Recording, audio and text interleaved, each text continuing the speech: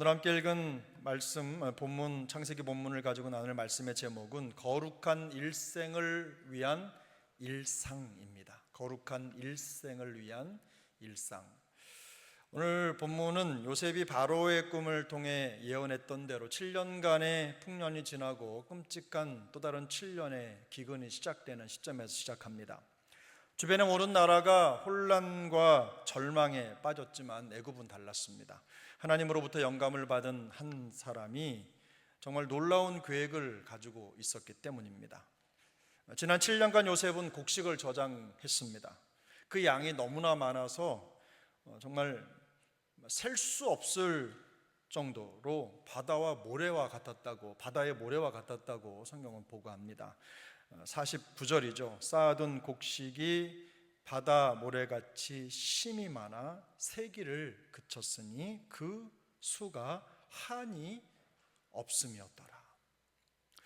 그냥 상상 속에서 얼만큼일까, 얼마나 될까라는 생각을 할 뿐인 거지, 이 양이 얼마나 될까 정말 실제로 보지 않았기 때문에 모르겠지만 성경은 분명히 셀 수 없을 정도로, 계산하기 어려울 정도로 많았다고 보고하고 있는 거죠. 그 기근이 극심해지면서 애굽의 백성들은 바로에 나가서 양식을 달라고 부르짖었습니다. 이때 바로가 백성들에게 준 답은 명확합니다. 요셉에게 가서 그가 너희에게 이르는 대로 하라. 요셉에게 가서 그가 너희에게 이르는 대로 하라. 이게 바로가 백성들에게 준 답이었습니다.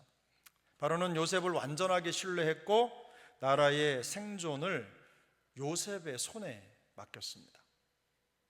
요셉은 곡식 창고를 열어서 백성들에게 곡식을 팔기 시작했습니다. 우리 식으로 하면 뭘 푼 걸까요? 정부미를 푼 겁니다. 정부미.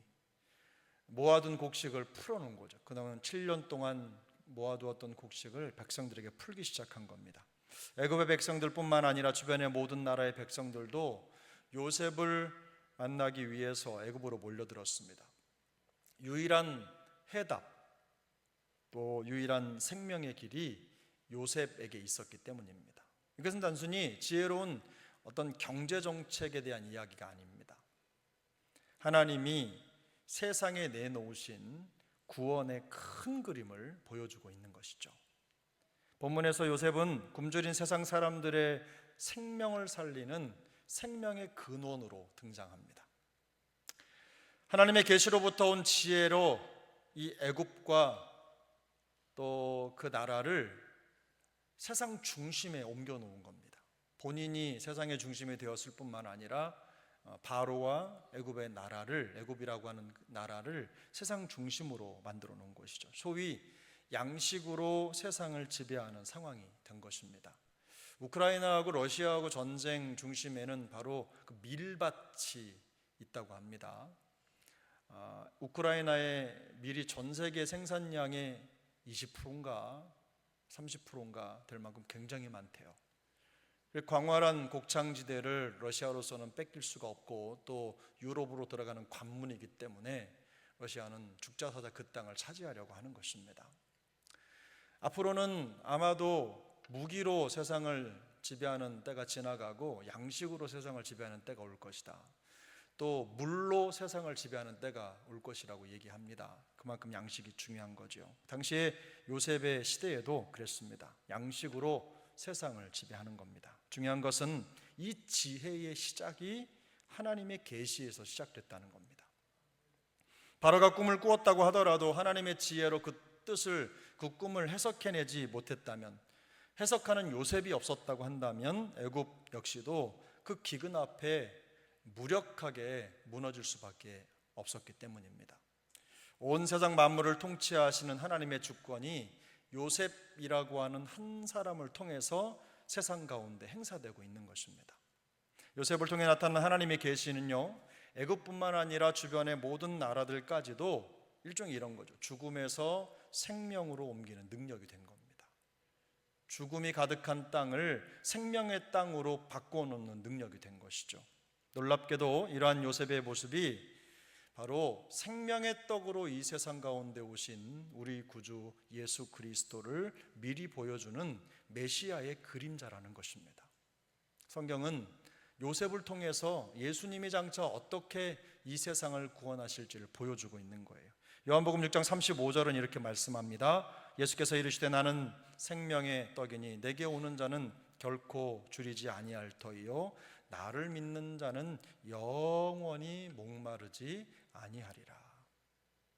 바로 이 말씀의 성취가 요셉의 활동을 통해서 보여지고 있는 겁니다. 그래서 요셉의 모습을 보면 우리를 구원하신 예수님을 떠올리게 되는 것이죠. 뿐만 아니라 요셉이 하나님의 계시를 따라서 행하는 과정, 그래서 기근의 위협으로부터 나라를 지키고 백성들을 지켜가는 이런 슬기로운 모습을 보면 성도가 일상 속에서 어떻게 사는지에 대한 삶의 방법이 또 담겨 있는 것이죠. 하나님의 말씀을 귀 기울여 듣고 말씀의 지혜와 안목으로 삶을 설계하고 준비하는 것, 이게 얼마나 중요한지를 요셉의 삶이 우리에게 보여주는 것입니다. 디모데전서 4장 6절, 7절, 8절은 이렇게 말씀합니다. 제가 읽어드리겠습니다. 내가 이것으로 형제를 깨우치면 그리스도 예수의 좋은 일꾼이 되어 믿음의 말씀과 내가 따르는 좋은 교훈으로 양육을 받으라.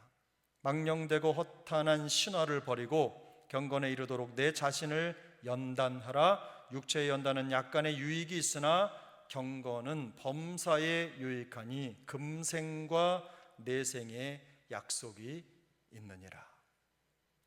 사도 바울은 세상의 위협과 영적인 도전에 둘러싸인 성도들을 향해서 믿음의 말씀과 좋은 교훈으로 양육을 받으라고 권면합니다.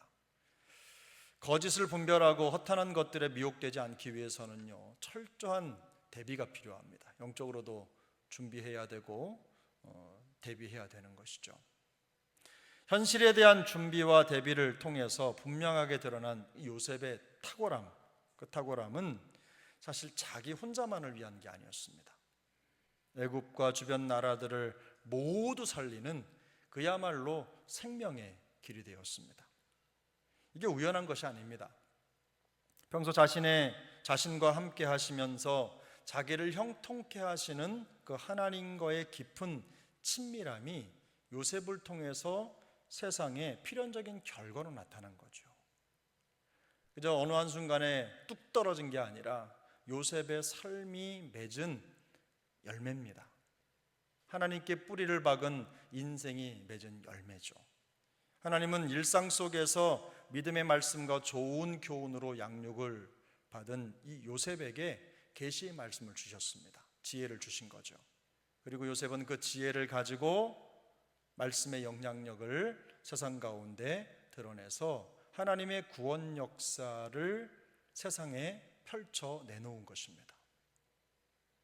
요셉이 여러 나라를 구원할 수 있었던 능력은 하루아침에 생긴 게 아닙니다. 그것은 하나님과 맺어온 깊고 또 일상적인 친밀함이 필연적인 결과라는 거죠. 손흥민 선수가 요즘 아주 잘하고 있죠. 원래도 잘했지만 미국에 건너가서 더 잘하는 것 같더라고요. 근데 그 손흥민 선수가 18살 때 유럽으로 건너갔다고 합니다. 그때 팀 이름이 잘 생각이 안 납니다. 레버쿠젠인가 어딘가로 갔는데 그 18살 때부터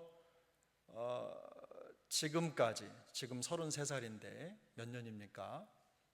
긴 시간의 여정 동안 그 하나만을 위해서 열심히 준비하고 정말 젊은 사람인데, 우리에 비하면 젊은 인생인데 항상 그 과거 18살, 19살, 20살, 23살인가부터 전격적으로 프로 첫 골을 넣기까지는 정말 고통스러운 시간을 보냈다고 해요.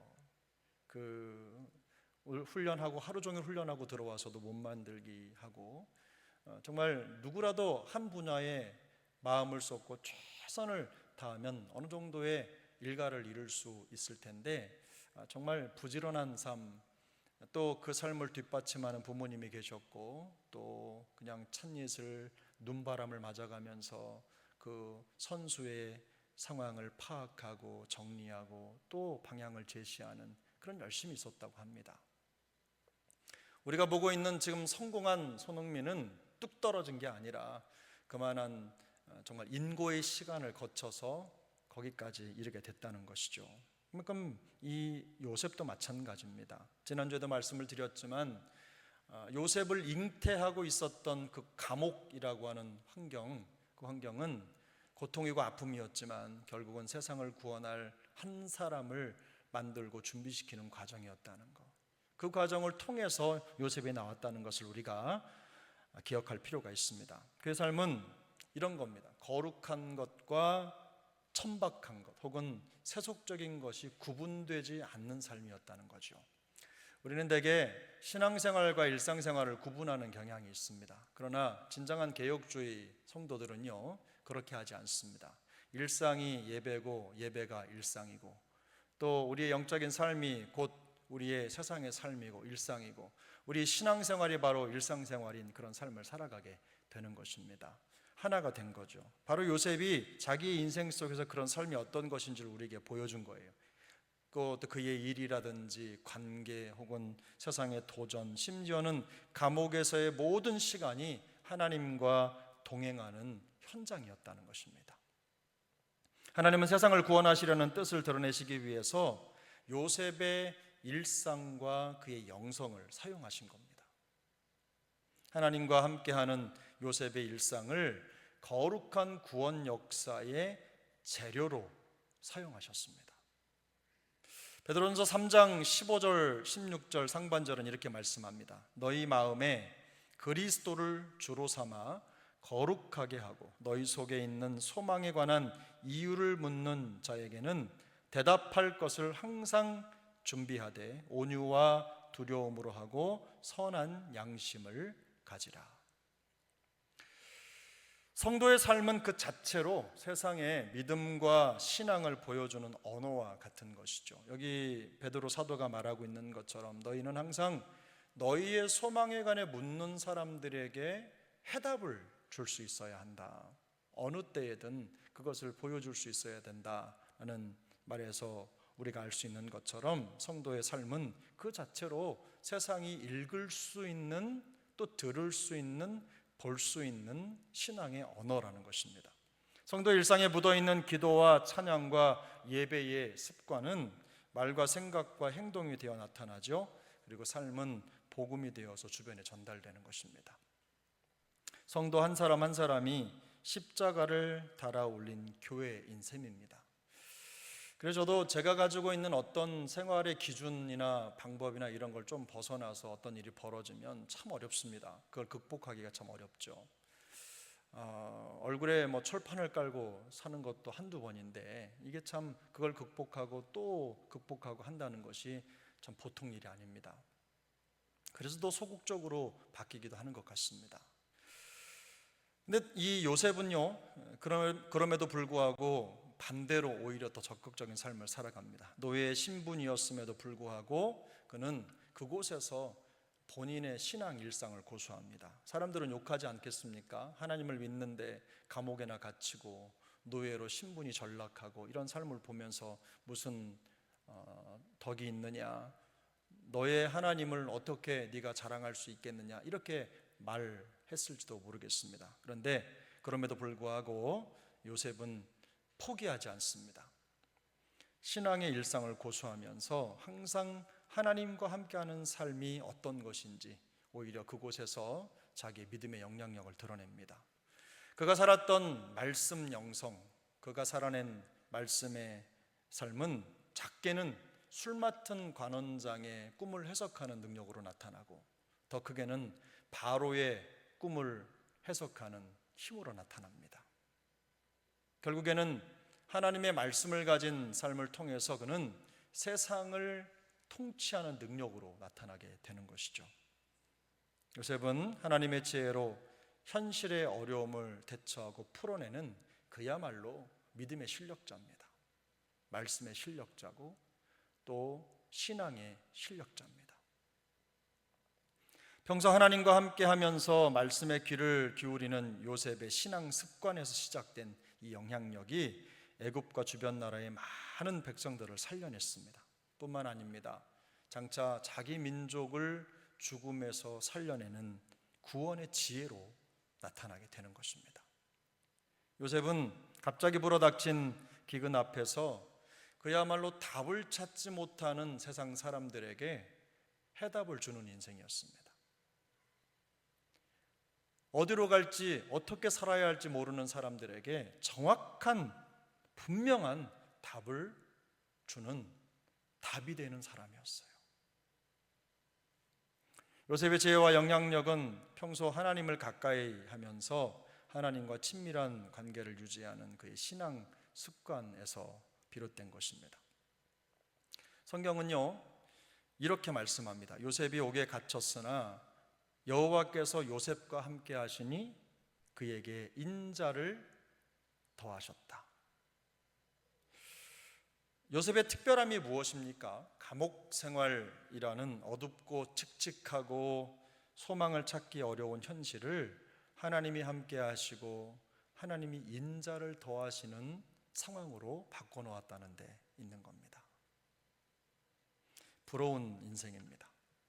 우리가 부러워해도 되는 삶입니다. 우리가 처한 환경과 어떤 상황이든지 그곳에 매여 함몰되지 않고 오히려 그곳을 하나님이 함께 하시는 현장, 하나님의 인자가 드러나는 현장으로 바꿔냈다는 것은 놀라운 일입니다. 우리 모두가 다 닮아야 하는 삶인 거죠. 물론 이것은 요셉을 보호하시는 하나님의 주권과 섭리의 효과입니다. 하지만 어느 곳에 있든지 어떤 상황이든지 자기와 함께 하시는 하나님에 대한 요셉의 믿음의 시선, 그 시선이 돋보이는 장면이기도 합니다. 평소 하나님을 생각하고 은혜와 섭리를 묵상하는 그의 신앙 습관이 암울한 현실을 하나님과 함께라는 새로운 지평으로 열어놓은 것입니다. 인생의 새 지평을 열어간 거죠. 항상 어느 곳에나 이런 사람들이 있더라고요. 잘 되는 것도 망치는 사람이 있는가 하면, 또 무너지는 걸 더 무너뜨리는 사람이 있는가 하면, 잘 되는 것 더 잘 되게 하고 무너지는 것을 일으켜 세우는 그런 사람들이 있더라고요. 침울한 환경을 기쁘게 바꾸는 사람이 있는가 하면 밝은 환경을 어둡게 만드는 사람도 있습니다. 요셉은 암울한 자기 현실을 하나님과 함께라는 능력의 현실로 바꿔놓은 신앙의 위인인 거죠. 복음이 바로 우리에게 그런 거 아닙니까? 무너질 인생, 땅에 썩어 문드러질 인생에 찾아오신 예수 그리스도의 복음은 우리로 하여금 예수 그리스도의 부활을 가진 참된 생명을 가진 존재로 만들어 주셨습니다. 그것이 우리가 살고 있는 현재의 모습인 겁니다.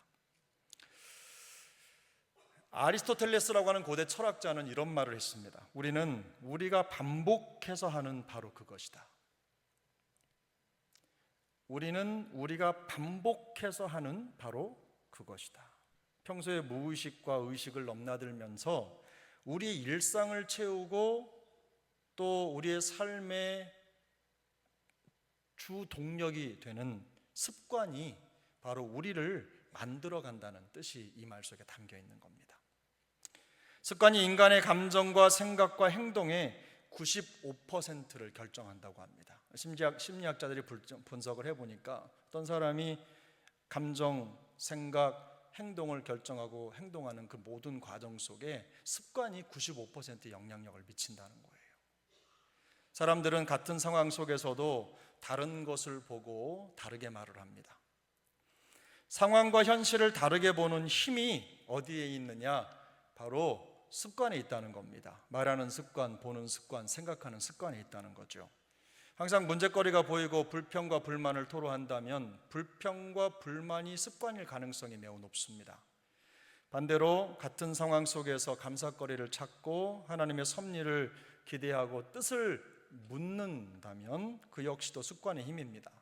결국 그 사람의 습관이 그 사람을 만드는 거니까요.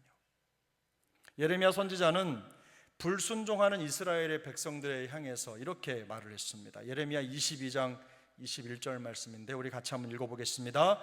내가 평안할 때에 내가 내게 말하였으나 내 말이 나는 듣지 아니하리라 하였나니 내가 어려서부터 내 목소리를 청종하지 아니함이 내 습관이라.